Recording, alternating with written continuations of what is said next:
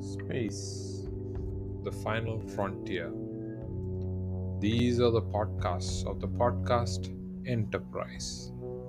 Its only mission to explore story structures, to analyze our favorite characters and plot lines, to boldly talk about what everyone has seen before. Hello, everyone, and welcome back to Podcast Enterprise, where we discuss all things from Star Trek, the original series. I'm Parvati Ramkumar, and with me I have my co host Bala Ramudurai. Say hello, Bala. Hi everyone. Hi Parvati. This is an interesting Hi. twist in the tale. You started the intro, Yes, I did. but certainly the patterns of force cannot change. You are going to do the summary. Yes, I think even if we switch up something, some things remain the same. The more we change things, the more they remain the same. So, Right. That's the so essence of this today, episode, isn't it?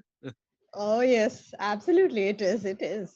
So, today we're talking about patterns of force, which is quite an interesting episode, and I'll summarize it briefly. The funny thing, Bala, about this episode is even though it is so very intense, it is the plot as such isn't as complex. In the beginning, you have the USS Enterprise heading for the planet Ekos, where Kirk wants to look for Professor John Gill, who was actually his instructor at the academy, and Kirk admires this man very much.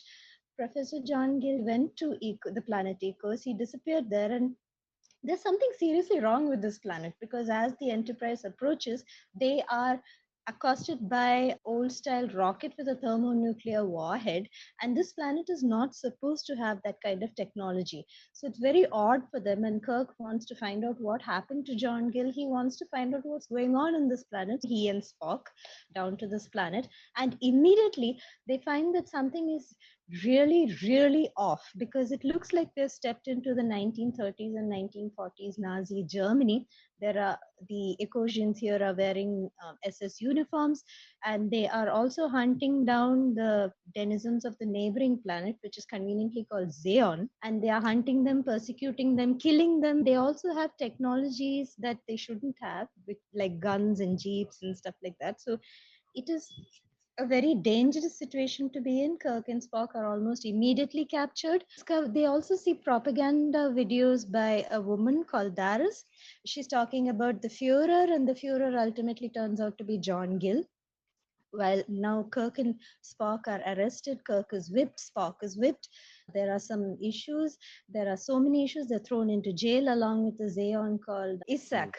They use, with some ingenuity using their transponders, they manage to get out of jail, and they also find an underground group of Zeons who are trying to overthrow this government that is very similar to Nazi Germany.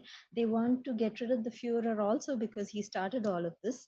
And they also find that the woman who was part of the propaganda video, Daris, is also part of the underground. So she's working for the Zeons and not for the pseudo Nazi party. And eventually they manage to, with a lot of ingenuity, come to the so-called Nazi headquarters where they want to meet the Fuhrer and confront him.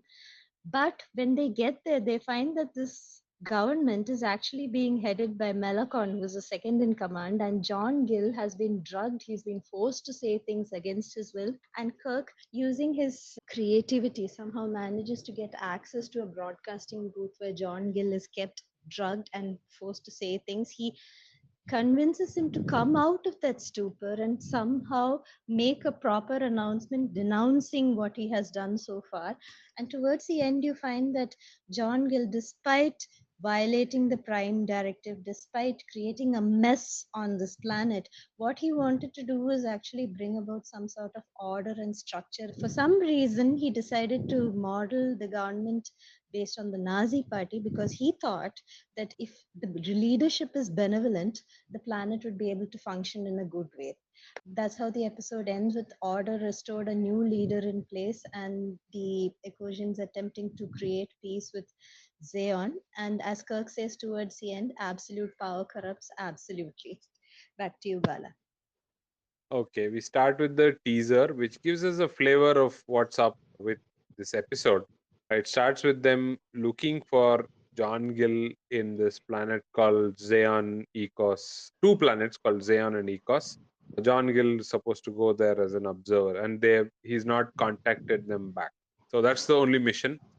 End of the teaser is with the warhead, with a thermonuclear warhead fired at the USS Enterprise, and that's the end of the teaser. So it gives you a good flavor of the entire episode, which is something to do. It's totally a miss that John Gill has gone missing, and there's a thermonuclear warhead which is not supposed to be there given their level of development.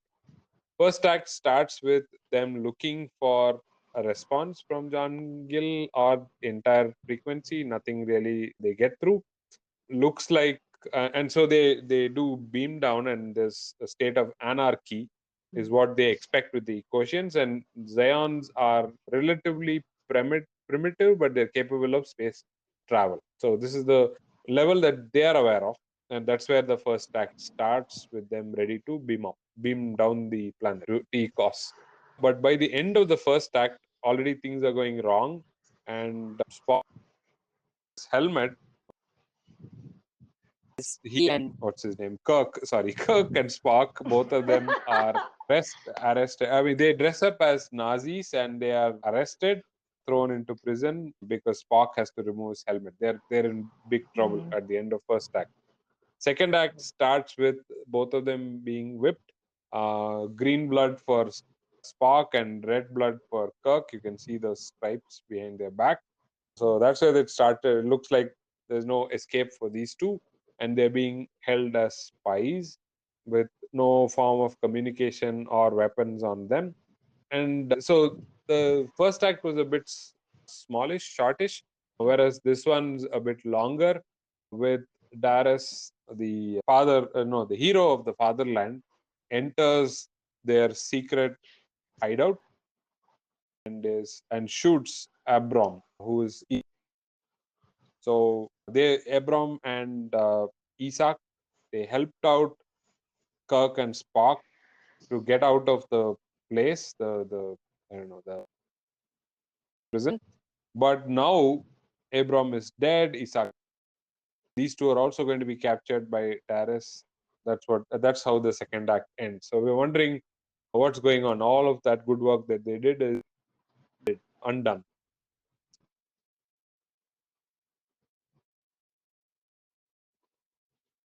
Bala, you there?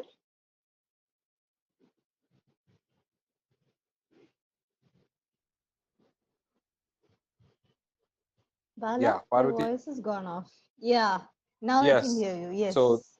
okay. So third act is what I should start again. Yes. Yeah, yeah. Okay.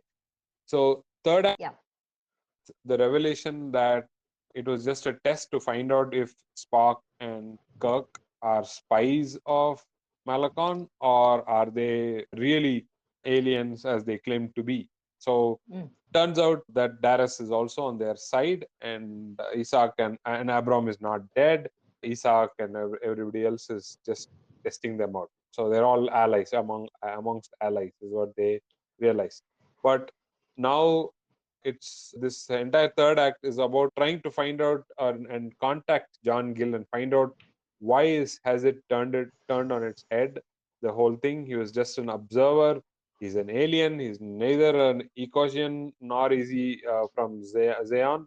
So what's going on? Nobody knows. So Spock and Kirk want to find that out with the help of Daras and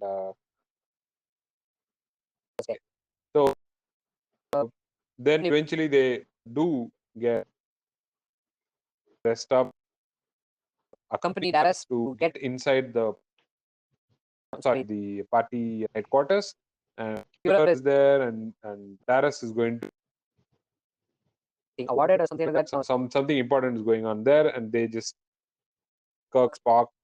Third act ends with Spock figuring out that there's something really wrong with John Gill, and he's not in his full healthy self. So they need the doctor for his opinion. So they get Dr. McCoy beamed down in Gestapo or SS costume. So some funny stuff happens there, and eventually Yep. McCoy is caught, and they're all in a very awkward position, and they have to somehow get out of this because all of them are there trapped in that room in a closet, and the signal's been discovered, and their location has been discovered. So that's the end of the third act, a cliffhanger. Fourth act starts. Eneg, one of the chairman of the party, very high official, pretends he did Kirk and Spock, although he can clearly see that those are the two people. So they know that Eneg is also part of the resistance, just that they don't know about his true allegiance. So the fourth act starts there with Gill making a speech, that is the Führer slash Gill, making a speech to initiate the war between Ekosians and Zeon. A war essentially, Ekosians basically deciding to wipe out Zeons or Yeah. the people of Zeon, the planet Zeon. So that's how it all starts, and then the usual things happen. And yeah, the fourth act is a bit long, but at the end, it ends with Gil dead, Melakon dead, and the war stopped just in the nick of time. Daras, Na, they all get together and say, there's been enough bloodshed. We should start anew, and we don't need you aliens here. Please leave. We will handle it from here. So Yeah. then, yeah, that is the end, and it ends in a lighter note, as many Star Trek episodes do. So that Yep. was the end of the fourth act. So, what did you think about patterns of force, Parvati? I thought it's very interesting because John Gill he had tried to apply human history to an alien planet, and obviously everything goes wrong. But not for the reasons you think, because it seems like these aliens are actually pretty human. The Ekosians have a lot of human tendencies, even though they seem to be a lot more violent. So he Hmm. thought it's an interesting idea that someone thought that he could lift a bloody and very violent regime from Earth. He could copy the structure, he could copy their discipline, so to speak, and put it in another planet. And he thought it would work because he's at the helm of things. But I Hmm. think this episode shows very well how quickly things go wrong, how quickly even the most well intentioned ideas go wrong. Basically, I think it showed that John Gill started off on a very wrong idea, a very wrong conceptualization, and that's what drove the equations almost to, even if they had declared war on Zeon, I think that would have led to the annihilation of both those civilizations. It is a, Hmm. and it all because of one man's mistake. I thought that was interesting. It was a fascinating episode, and it was also very interesting to see the underground. It was interesting to see how Kirk and Spock were captured, whipped, put in jail, and then they have to use their subcutaneous transponders to try and get out of there. They were using reflected light and a lot of ingenuity. But I enjoyed this a lot. What Hmm. about you? Yeah, I liked. I mean, it's very arguable that you can take an idea like that, like uniting a country against a common enemy. Yep. However, that's one idea. The second idea Mm-hmm. that John Gill tried to do was such a thing under a benign dictator, quote unquote, could Yep. work. So these are Yep. two ideas that John Gill tried to implement, and Mm-hmm. both of them failed miserably. And as Yes. the result eventually showed up, right? So it's Yes. concentration of all the hatred of a common enemy Mm. into one person or a group of people that led to a lot of power struggles and things going out of whack for John Gill. The Mm. second thing was the idea of a benign dictator he thought would work, and that didn't work either because now the benign dictator was subdued and became a malicious dictator. Yeah. Now, it can also be argued, I mean, by extension, that John Gill himself, if not for Melakon, would have been corrupted also. I mean, here Ah. Melakon clearly Yes. tried to outthrow or throw this guy in some way, sort of step Overthrow. him Yeah. aside, overthrow him. Yes. But however, I think even if John Gill had continued, it may have played a part on his. I mean, it may have influenced him as a person also. He would not have been Exactly. the observer that he went there for anyway, is what my contention is. So, this Yep. plan was slated to fail from the start, not even as a hindsight, but even as a foresight, as Yep. going ahead. It would not have worked at all. And it's also, I find that these Ekosians are probably not the best people to experiment on because they seem pretty violent. In that sense, they are quite Mm, human. And mm, John Gill thoroughly, I think, miscalculated the effects of his plan because he did not anticipate that it would go exactly as it did on Earth. Everything would go out of control. The Zeons would become completely persecuted, and he, like you said, you never know, he might have become absolutely corrupt himself if mm, Melakon hadn't overthrown him. Melakon is bad, he's evil, he's power hungry, but you never know what would have happened to John Gill. Had Melakon not been there, John Gill might have done the same thing and mm. completely driven both of these planets to annihilation. And it is also a very dangerous situation when a civilization that is not ready for advanced technology is given guns and nuclear weapons, and they seem to be going out of control as you would expect, because it's like learning cycling for the first time. You can't stop cycling and you go and hit the wall. That's exactly what these Ecosians were doing with their new Mm, technology. mm. So in Yeah, that sense, it is and it's interesting. on Memory Alpha also. It's argued that the whole basis on which John Gill takes up Germany as an example, that is, it was an Mm-hmm. efficient state itself, Yes, is on shaky grounds, is what I read. very Right. shaky. Yes. So, in fact, it's argued that it was not entirely efficient. It just Yep. happen to work, and it. I don't know, but there's enough examples in history that running a country, running a state out on fear, on basis of fear, doesn't Yes. work for too long, is what is evident. There are plenty of examples like that in history. You can just all you need Absolutely. to do is pick up a good history textbook and you'll know all these examples that I'm talking about.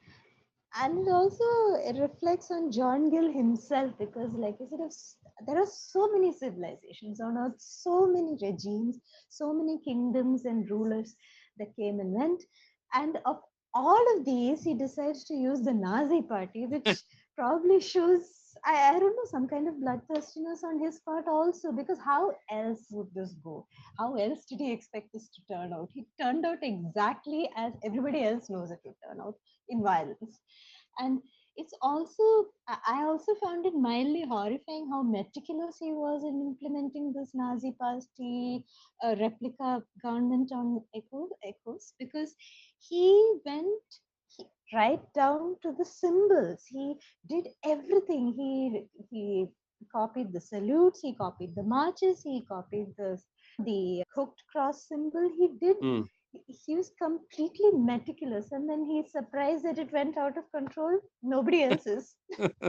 Including the Gestapo and the SS and the, Yes, all the yeah, the same whole thing, names. the works. Yes. Yeah, even the Yeah. fashions he's brought back, and Right. the cut of the uniform, the fashions, the hats, everything is the same. How else did he expect this to go? I'm very surprised at him. Yeah. I guess it's also the romanticism with such glaringly bad examples, like how Yep. Martha McGyver's in Space Seed falls for Mm, a dictator like Khan Noonien exactly. Singh, and she says, Yes. "Oh, Napoleon," and all the examples that Was so Khan bad. or Martha, yeah, they were all people who wanted to unify for the right causes, but did it the wrong way, and it ended in fiascos for each one of them. Right, so Yes. that's how she does that, and they show that as an example also.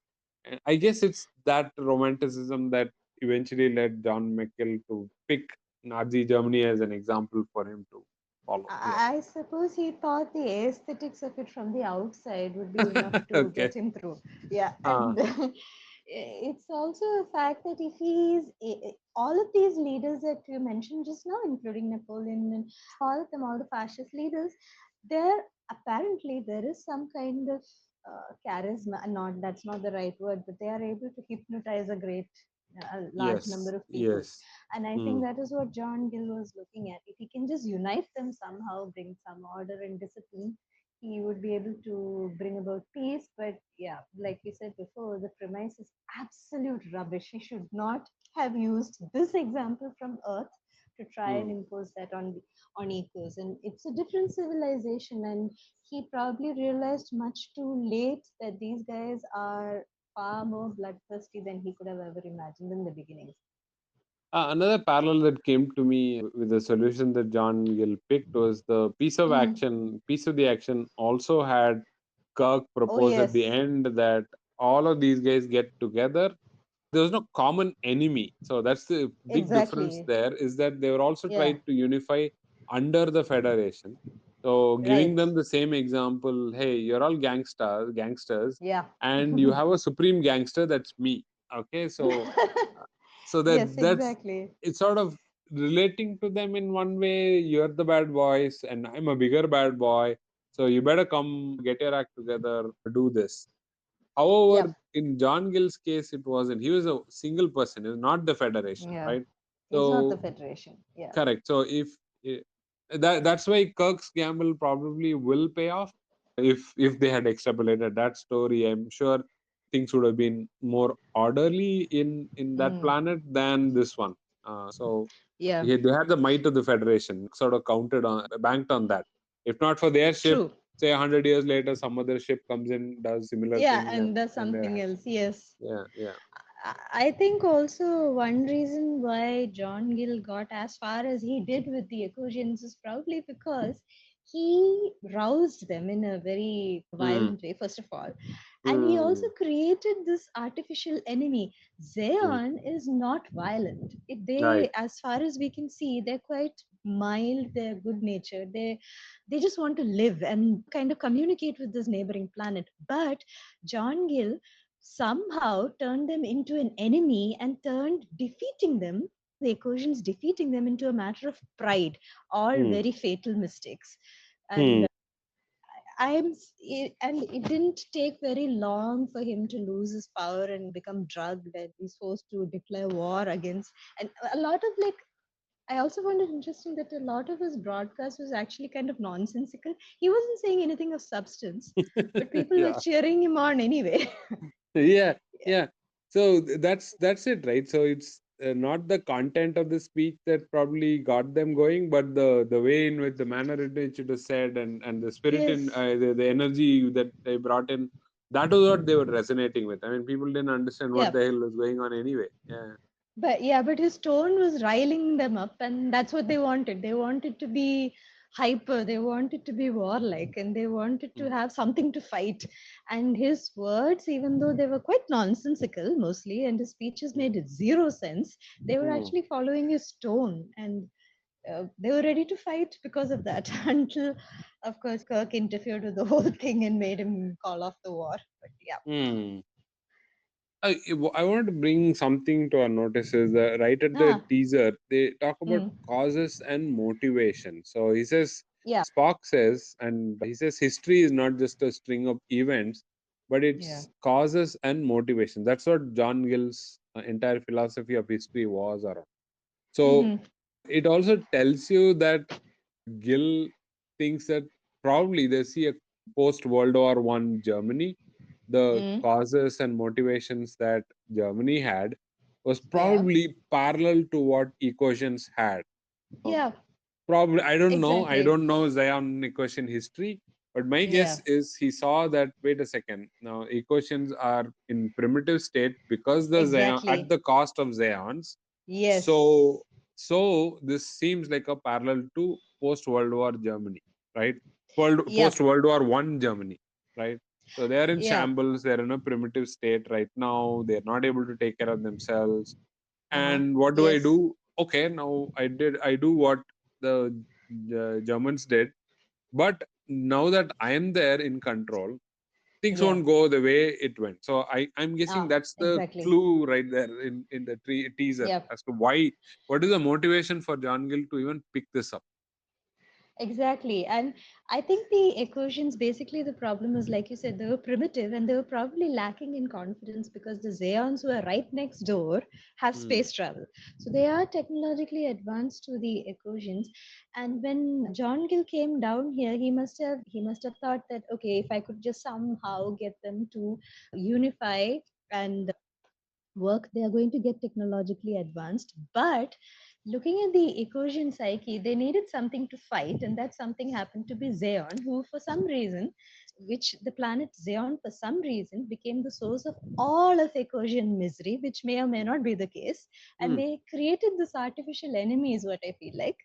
Hmm. And then and also because of John Gill's interference on this primitive planet, they had weapons, and then they became overconfident with all of that, and they were Hmm. ready to go to war. It is actually pretty frightening how quickly everything spiraled out of control. Hmm. Yeah, that's a good point. Yeah. Um, the first act, it is very well placed. All the elements that are going to be used later on Yeah. are placed in the first act. I think the first act did a good job of introducing us to the who are all people that we should care about. So one Yep. is that Isak is captured. You can see him on the street, and Yes. two, you see a shot of Daras receiving the medal from Melakon, Yeah. and then we realize, okay, these are people that probably are important, and we probably need to pay attention to. That pays off later. All this investment of ours into this pays off later. Yep. We do meet Daras, we do meet Melakon, and of course John Gill, the Führer. That reveal in the first act is very, very interesting. It's absolutely interesting. It. I also wonder the audacity of John Gill to refer to himself as a Führer. He has no qualms about that. Yeah, he could have It's called himself just father. No, it had to be the yeah. Führer. No, it He had to had be to the copy Führer. everything. Yeah, He had to come. I mean, they're even wearing the same uniforms. Couldn't he have yeah. come up with something a little bit different? But no. Right. And No, not yeah, really. Yeah, yeah. he has to come up with the exact same thing. The one interesting aspect of the first act was when they pounced on our dear old Spock and asked him to take the hat off so that they can see his ears. That Of was, course, a recipe yeah, for disaster. yeah. No, and just before that, Yeah. Spock says, "You make a convincing Nazi, Captain." Yes. That was hilarious. Spock with his own, dry sort of wry sense of humor. That was Dry brilliant. sense of humor, and then yeah, and ultimately he's the one who got into trouble because who has pointed ears? Obviously, something demonic. No, nobody else has pointed ears. So he, I'm not sure Mm. it is a very smart idea to take him down there, but yeah, source of entertainment. Yeah, but he's the only one who probably. I mean, he's obviously read John Gill's work, and Oh he's yes. he's he's he knows everything there. So in that Yep. way, I think Spock is the perfect companion for Yep. this adventure of theirs. Yep. Also, Except for the also for the, pointed ears. Hmm. Yeah. yeah. Also, the first time we see the green blood. We have been told that it's green blood. We have been Yep. told that all of the his organs are in the quote unquote wrong place. But this is the Uh-huh. Yeah, yeah. first time we see green blood. So it was a very nice touch to the whole thing of his alien nature. I found it quite fascinating that the Ecosians, after whipping him, they didn't freak out after seeing the green blood because they freaked out looking at his ears and they Yeah. didn't react when they saw his blood. I'm surprised. Yeah. Where do they? No, that is much later. I think they describe saying, "Oh, look at his cranial. They look at his forehead." Oh, yes, that's Uh, towards the end. that's towards the Barbarian, end. absolute barbarian. Barbarian. Yeah, yeah. I think that was Melakon towards the end when he Correct, correct, says, correct. observe him, he looks like an Mm. uncouth, uncivilized, whatever, etc., etc. All of those epithets. And that actually irks Spock. He doesn't say it out loud, but definitely irks him. Yeah, it does. It does. He's been called a savage by this savage, and he's expected to keep quiet, which is quite Mm. infuriating even for Yeah. Spock. Yes. Yeah. And the second act is when we see Chairman Eneg show up for the first time. He's just prim and Ah, proper, yes. and it taunts the Very SS for their reasonable. right. Yes. So clearly, you can see a rift between. Probably that's the root of all the chaos that's coming up. Yes. The Ekosians probably have a lot of divides between themselves. That's Ah. reason why Gill even brought up this whole Oh, concept yes. of Nazis and stuff. So because you can see that with the Eneg and the SS, and he says, "Oh, your methods. Oh, what have you learned in this 1 hour? Oh, yeah, I guess so. Nothing, right?" So When I saw him the first time and when I saw that he was so completely reasonable and polite, I thought Kirk and Spock have had it because yeah, sometimes yeah. these polite types turn out to be worse than Oh, yeah, everybody yeah, else. yeah. No, he's so scary. Yeah. Actually, he's scarier than Yeah, the he guy is. who was barking out orders.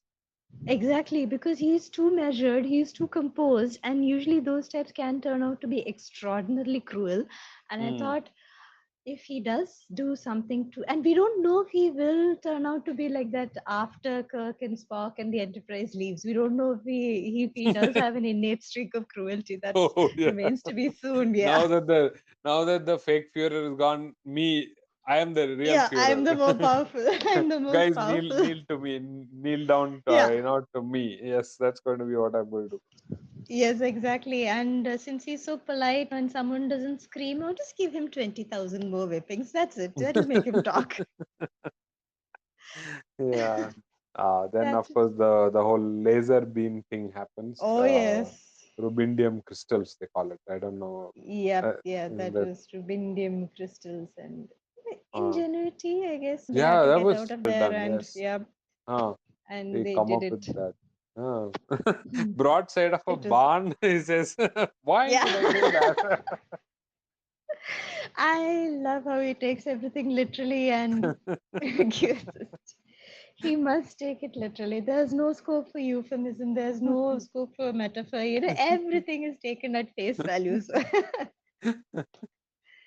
He says, "Oh, I don't know if I'm going to be shooting at the right place. I don't know about my aim." He goes on about the yep. theory of the crystals and the laser and all that stuff. Yeah, this is the right time and the right place for a lecture in science and physics. I Yeah, yeah. mean, it's While yeah. exerting her entire weight on that poor man's back after his whipping. And he's standing on the wounds, which is painful to watch it. Yeah. And Kirk was kind of thinking, would you just shut up and get on with it? Yeah. It was, his expression was priceless over there. The pain, the irritation, and probably the stress of being trapped in this place. Yeah, and Spock, and we have Spock here going off on a lecture as he usually does. So Uh, So then of course the whole thing about going in there. So that scene about where they get out of prison and then go into this room to get their communicator and phaser back reminded me of that yeah. episode Return to Tomorrow. Is it? No, not Return Tomorrow. What is that called? Oh The yes, that was Return to Tomorrow when they went back to the 1960s, yeah, it is called and Return to Tomorrow. Yes, that's it yeah, reminded me so much that's of the one. that because they're Yep. captured. They look at the. I mean, it was a little different context, but sort of brought back that memory to me. Absolutely, but McCoy stole the show here because he had this idiotic uniform and shoes that don't fit. How irritating can everything get? Oh, we are not there yet. That happens after Yeah, that but whole I know, but that under. is, But yeah, yes, yes, that's yes. true. It is Yeah. one of those things that stuck out in my mind because Oh, while these guys are attempting an escape and trying to get John Gill to recover or whatever, and then you have McCoy here complaining about his boots. I think beam him down even if he's naked. I know. That is, I think that's one of the things that made this episode so unpredictable. You don't know where people are going. It's either utterly serious or you have things like this Right. pointed ears and small size shoes. Yeah, it's all very believable also. Even the whole film documentary about Daras, they do propaganda stuff. They Yes, do record they do propaganda documentaries. stuff. Yeah. So they are recording that it all and them flashing light on the guards' faces, look Yep. straight at the camera for eventually you will be there. The documentary, the Oh guards all get yes, all serious. So it's all very very they do. They believable. do. I think John Gill is a little too well versed in the Nazi party, which makes me question his motives because how far can you go? I mean, replicating the system there, Mm. it was actually quite bizarre and, like you said, very realistic because of the reels and the propaganda, and then the underground that was really realistic. I thought Yeah, they yeah, are so they are pretty terrified of what they're doing, and at the same time, they have so much conviction that they're sticking to it. yeah. Mm. Pretty admirable. No, they have method in the madness also, right? So they say, Yep, right, they they don't do. know who's the one who's controlling the whole thing because They even if don't one of us know. gets captured and sort of spills out, Yeah. only a handful of them get caught, not the whole lot. So Yeah, which also shows how resilient these Zeons are. They are mild mannered, they're quite gentle, mm, but they can get things done.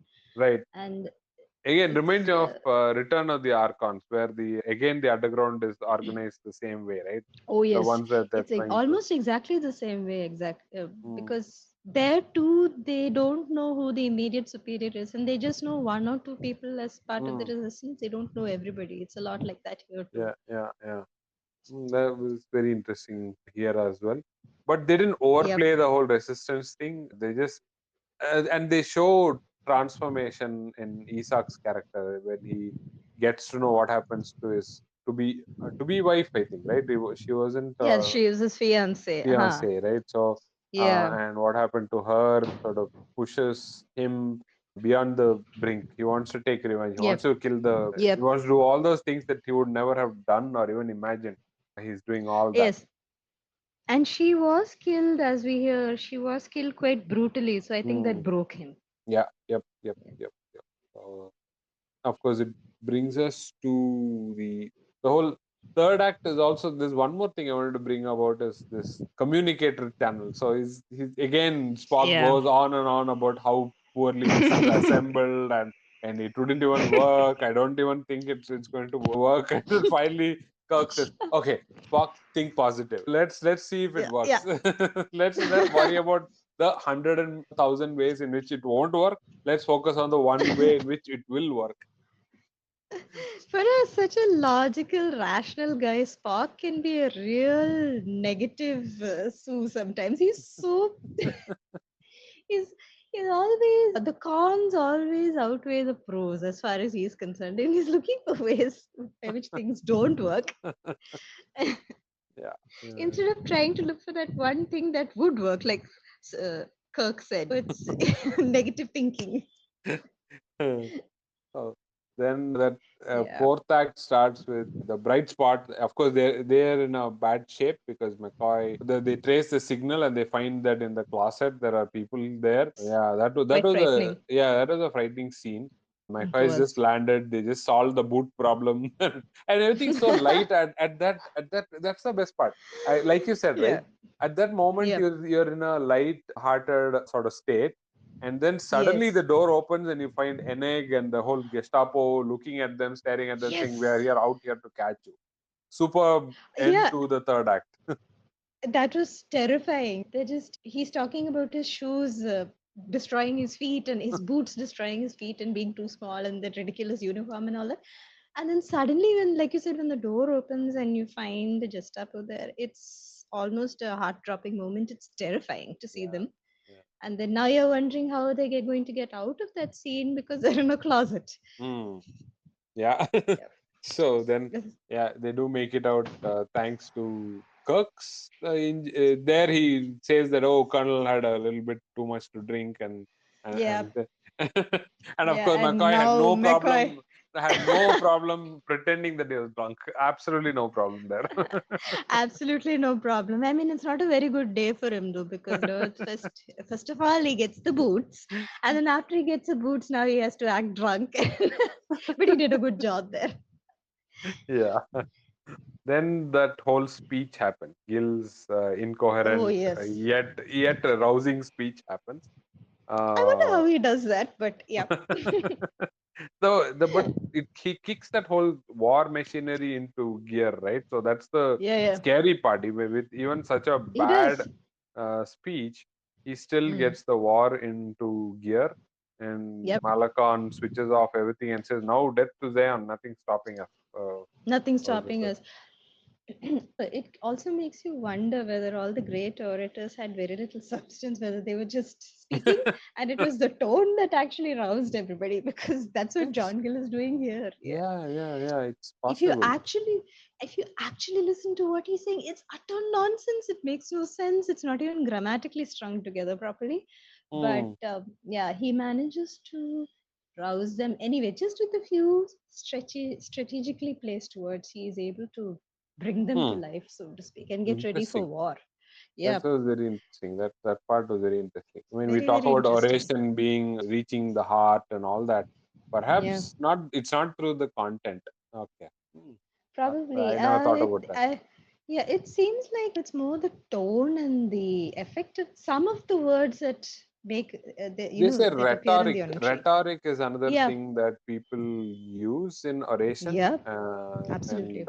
I guess that's also another thing. I mean, if they keep uttering death to Zeon, that's what everybody's True. going to say after that. It Yeah. was like a repetition, and Hmm. it's almost like hypnosis, because Hmm. uh, they were mesmerized by his tone, they were mesmerized by the cadence of his speech, Hmm. and it was very obvious that they're not listening to the words. And Hmm. the few words that they did hear were things like death to Zeon, which were made Hmm. in a far more forceful manner. Hmm. Yeah, it does make you think about oratory quite a bit. Hmm. And then that whole sequence with them trying to wake up John Gill by Oh, stimulants. yes, So, that was uh, frustrating. My yes, goodness. yes, He because wasn't Kirk is waking up. now Yeah, desperate. He's trying yes. everything possible. Spock does his mind probe thing. McCoy does the stimulant stuff. Yeah, No, they don't know what to do. Eventually, he yeah. comes around. I think partially, not a whole lot. I think he can respond to questions. That's about it. He is able to call off the war, if I remember correctly, because No, that was that at the last yeah, shot. that was the McCoy last wants, shot. yeah, Yes. yeah, yeah. McCoy Yeah, wants Kirk saying, "Don't give him the last shot. It may just kill him." kill him. Yeah, Right. So, but but he yeah when those guys are gone, Kirk gives him another shot, slaps him hard, exactly, and makes him get up. get up, and then Yeah, McGill stops the war. he I'm sorry, stops not the war. McGill, Yes. Gill. Sorry, This McGill is, yeah, is John John Gill. Gill. Yeah. Yeah. In And fact, then I he wrote it stops as the war. McGill. Okay, in my notes, I've written it as McGill. No, it's actually just Gill. It's just Gill. It's just Gill. Yeah. So Kirk, of course, he's being audacious as usual. He once McCoy was gone, he took that extra shot and gave it to him. And but yeah, but again, that was a gamble that worked, because Hmm. it did not kill him. It gave him enough stimulation to actually go there and call off the war, and he was lucid enough to Hmm. say something that actually made sense. That Correct. last speech. Yeah. Right. Yeah. And he says Melakon was the one who's running the show.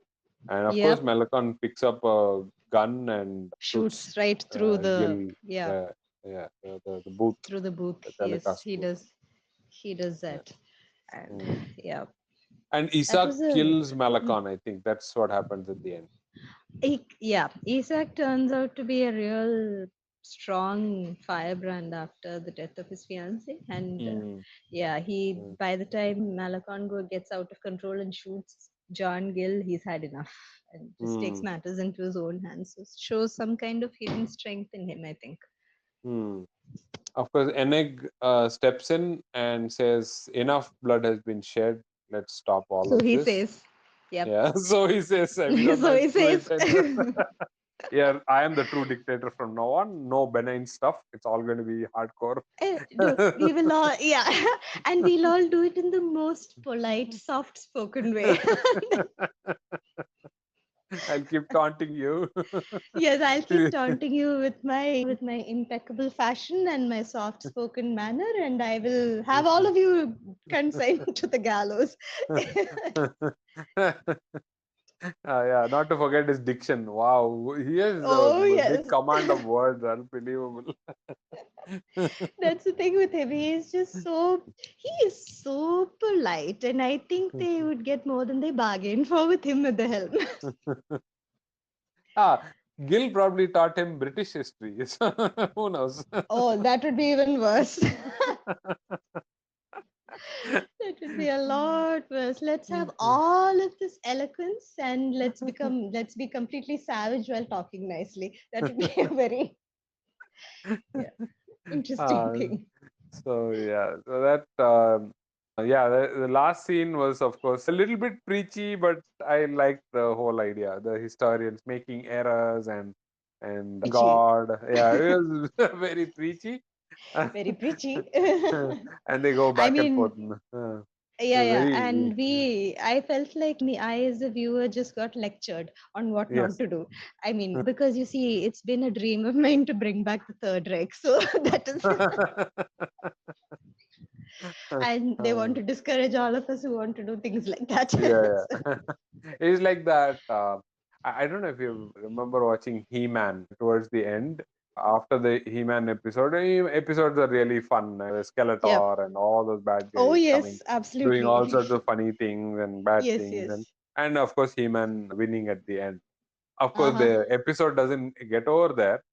Yep. There's about a 1.5 minute sequence towards the end where you find a character sort of doing a recap of what went on in the The whole thing? episode and Yep. and and addressing the kids saying don't do that, don't play with fire, or just like that character, don't do that. I I said mean, okay. what do they mean by saying don't play with fire? You want to be an arsonist when you grow up and they're saying don't play with fire? What? Something like that. Don't pollute the air or whatever. Water I is mean, too by precious way of to example, yeah. yeah, the water is too precious to waste, or Yeah, something yeah. like that. They would say this is like that, Yep, right? yep. So absolute power corrupts. We got it. I mean, we watched 45 minutes of the episode. We Yeah, we got it. did. So why are we getting lectured? just just in case we want to do the same things they're discouraging us from Or doing if it. you That's why. tuned in late, if you tuned in late, here is what happened in the last 45 minutes. Absolute power Yeah, here's corrupts. a lecture Absolutely. for you. Yeah. Here's a lecture for you on what to do and what not to do. The moral of the story, and you will sit and listen to it. Yeah. Oh yeah. Anyway. I feel like they should have given this lecture to what's his name the most polite Eneg instead of the viewer, but Dude, remember this. yes, Okay, or before else. you torture people with your diction, perfect diction, Yeah, here is what you should not do. Absolute power yeah, corrupts exactly. absolute. They should Don't have. assume absolute power. Yeah, exactly. Yeah, I think they left the planet a little too quickly. They were probably afraid of him already. Yeah, Daras and Isak are too goody goody to take anything Yep. responsible. So they're going. It's all going to end up with an egg. I'm 100% sure of this now. Yeah, this is going I to be wasn't at absolutely the start fun. of our recording, but at the end of it, I'm 100% sure. Absolutely. And you would have Zeon renamed to something else, Ekos 2 or something, and everything will all be in order, completely orderly, completely in place, and utterly torturous for the people living there. No, no, I think he'll call it Eneg 1, Eneg 2. That's it. Oh, yes, Enig the first and Enig the second. Why not? And have statues of himself everywhere in uniform. Okay, so let's come to our likes and dislikes. So, what did you like and dislike, Parvati, in this episode? I really enjoyed this episode. I don't think I disliked anything as such because it was quite gripping. And Hmm, I really enjoyed the psychological study here because you are showing what happens when you impose a bad system hmm, onto another civilization. It doesn't matter that your intentions are good. Once you have the power, everything goes to pot. And hmm, it was a very interesting portrayal of what could happen. And I also found it very, very fascinating that John Gill misjudged the innate violence of the Ekosians. He doesn't really understand them. He wants to fix them, but he doesn't hmm, understand them, and he goes about doing things the wrong way. The only thing I found, like we were saying just now, mildly annoying was the lecture at the end for the viewer, hmm, and maybe they could have softened it a little bit, but that's about it. I really enjoyed this episode, and it might have been interesting to see how Enek takes us forward. I think that was left a little unexplored, hmm. but yeah, overall I enjoyed it. What about you? I think it's one of those brilliant episodes, right up there with many of the other ones that we enjoyed. Balance of terror, Oh yes. Operation Annihilate. Any of those episodes, it ranks right up there. Oh yes, Um, it does. I mean, whatever we made fun of or nitpick, it's all nitpicking. It's not Yep, to yeah. take anything away from that episode. It Yeah, is we're good at really nitpicking after all. But well. After 50 episodes under our belt, we are entitled to that oh nitpicking. yes, yes, yes, we are expert nitpickers. That is part of the game. Uh, yeah, and no cringe at all. That's the Oh one thing yes. no cringe-worthy stuff, except count out the last 30 seconds of the episode. Yeah, There's no cringe factor yeah, in this. they Humor, didn't. They were. yeah, Yeah, they didn't cringe, but they did lecture us. yes, yes, yes, that's true. I Yep. think given the seriousness of the episode, Nazi and Uh-huh. war, annihilation, all that, the Yes. humor was at the right dose. It wasn't Oh yes, diluting any absolutely. of the seriousness. Neither Yep. was it so faint that we didn't even detect it. So it was at the right Yep. dose, according to me. And I don't know And how they pulled it off. It was done very well. it was almost like gallows humor, I felt, because the situation is so dire, and Mm, yet some people find ways to complain in such a way or say something that is completely out of place. And they know the situation is dark, and yet there is right. something somewhere that makes it a bit funny. Yeah, so that was, like you said, that was very interestingly done. Actually, what you said reminds me of Life is Beautiful, Mhm. Roberto Benigni's masterpiece, the Italian movie which is dubbed into English. This is also the backdrop is World War II and concentration camp and all that Yeah. very, very serious stuff. However, there's a dose of humor, like you said, gallows humor, which doesn't take away the seriousness. It no Mm. way does it reduce it. In fact, Yeah. it makes you sympathize with the and empathize with the character even more. Exactly. However, it didn't go unnoticed. Roberto Benigni Exactly. doing that whole tank thing with his kid and translating it all in a funny manner and all that. So this sort of Yeah. reminded me of that movie. And Very that very well last done. scene in that movie where he was taken away to be shot, he still managed to act like Huh. like a clown or whatever, just to keep the kid happy. Those Yes, are yes, those were very good moments. I think that is similar to. It's not as intense, of course, in the Star Trek yes, yes, episode, yes. but Yeah, it's a similar idea. correct, They worked correct, with as a correct. similar idea. Yeah. Yes. Okay. So that brings us to the last part of our show, which is hypothetical question, which is Mm. what would you ask the screenwriter to explain or change? I would rather they didn't change anything because it works very well. Even with the lecture at the end, I think this Yeah, episode works quite well. yeah, And could they please not change it and ruin it? This would be yeah, my suggestion. Yeah. yeah, yeah, yep, yep. So I had the same thing, the Mm. Nazi thing and the two planets, and we see the Yeah. philosophy and all that. I'm just curious what the process was. I think it went through many hands, as I see Yeah. on Memory Alpha. The log says that the story actually went through several hands, but Yeah. eventually it reached the shape after so many iterations. It looks Hmm. amazing. So I'd like to know more about the process. That's what I have as Yeah. a question in the episode. Yeah. Yes, yes. That would be Okay. interesting if they could explain it. And we'll see you in the next episode. Thank you and bye. Bye, everyone. That brings us to the end of this episode. Thank you for listening to the podcast Enterprise. Please do share your reviews with us and please share this podcast with any of your writing friends or trickies. Live long and prosper.